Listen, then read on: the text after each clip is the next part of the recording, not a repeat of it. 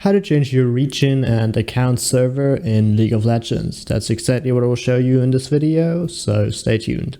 Alright, so in order to get started, what you want to do is click on the store. And then once that has loaded, we're going to have to click on the account in the top right corner, right there. And then in here, we can see there's a couple of options of regions that we can transfer to.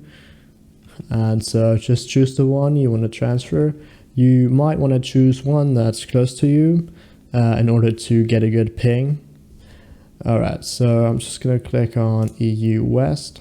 And then here you can read the information on what that will do. And then once you're happy with that, you can click on continue in order to purchase this transfer. And as you can see, it does cost RP. 2,600 to be exact. So yeah, keep that in mind. So you would just click on continue in order to do it. I don't have enough RP as you can see, but yeah, that's how you do that. I hope this video was helpful. If it was, please give it a like and comment down below if it worked. Bye!